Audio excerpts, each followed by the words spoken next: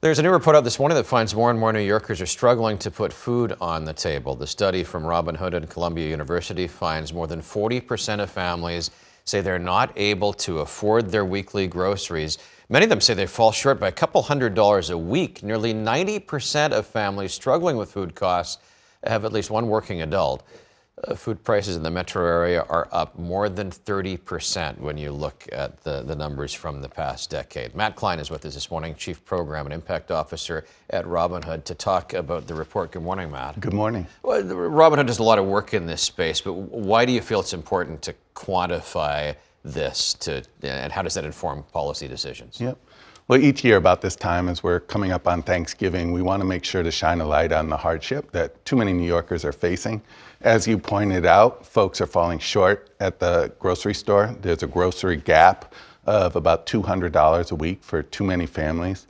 And we've seen lots of folks in New York City struggling with food hardship. So it's about a third of New Yorkers who say that they worry sometimes or often about not having enough to eat.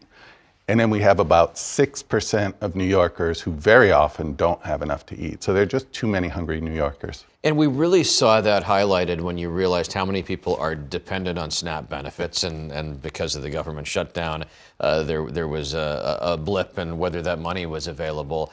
And you saw the extent to which New Yorkers are reliant on that program. Obviously, that is not the long-term solution. The long-term solution is either that people can afford their groceries or that groceries are less expensive. Right. What do you see as the next steps that we as a city could do when there are so many factors out of our control? Yeah. Well, you're right. SNAP's critical. About 1.8 million New Yorkers who benefit from SNAP. It's a critical nutritional support.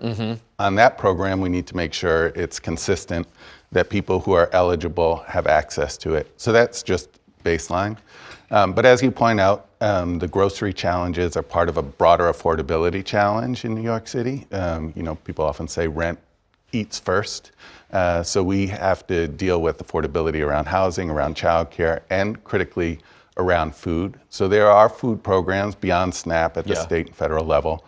Support food banks, community kitchens. As our report points out, about 14% of New Yorkers, that's 1.2 million people, are using food banks each month. So there are supports that are needed. What your partners, when they come to you and tell you what they're seeing with the people who are coming in the door looking for support on groceries, what would make a difference? What sort of a government program or policy program would make a change?